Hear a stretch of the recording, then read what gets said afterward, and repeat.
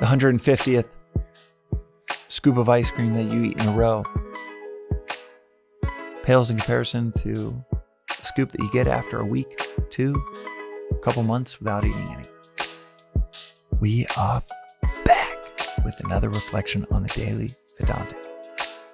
It's said with the Bhagavad Gita that if you can understand one verse, and there's only 700 of them, so it's a 30-minute read.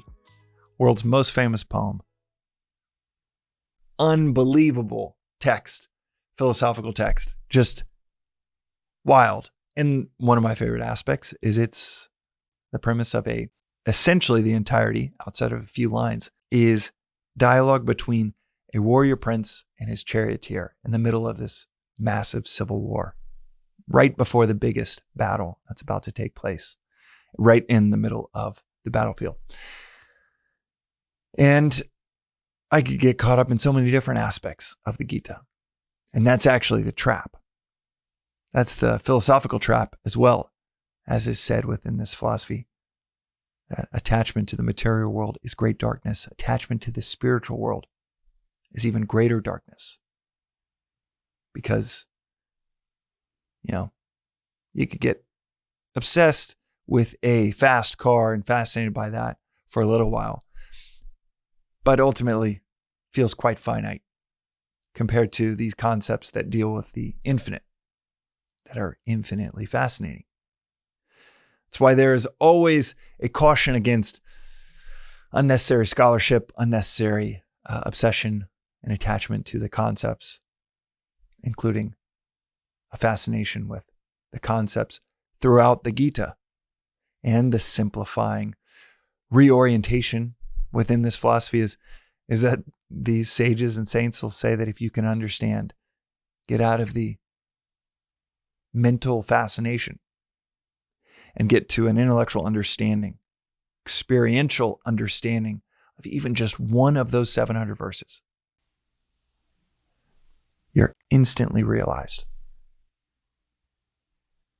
This philosophy is all about depth, not breadth.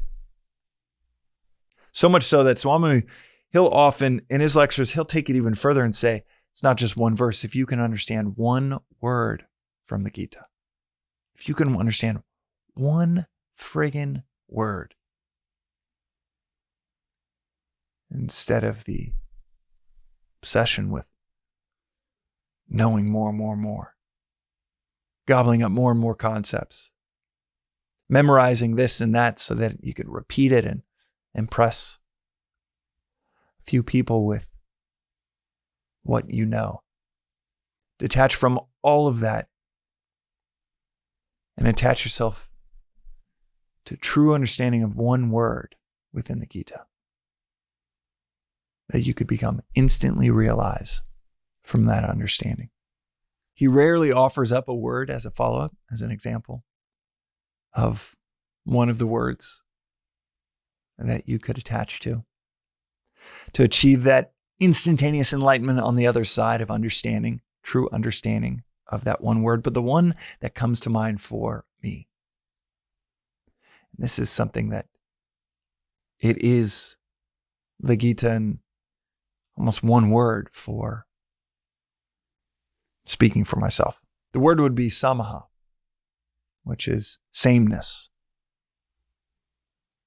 Yesterday, we talked about happiness and how happiness is not caring either way. A detachment from external circumstance, needing outcomes to be a certain way for you to be happy. Similarly, and in this same kind of zip code, is this concept of Samaha or sameness. Part of it could be equanimity in the midst of circumstantial change, remaining constant, stability in the midst of things shifting around you. That's valuable in its own right. But Samaha also means seeing sameness, perceiving sameness. And I think that that's the practice to reach that equanimity, that calmness, that peace inside of us, is through the practice of seeing sameness everywhere, perceiving Samaha everywhere, instead of a illusion of this is good and this is bad, illusion of duality. This person is for me, this person's against me, this person is separate from me, this world is separate from me, instead of perception of differences. It's cultivating a perception of sameness.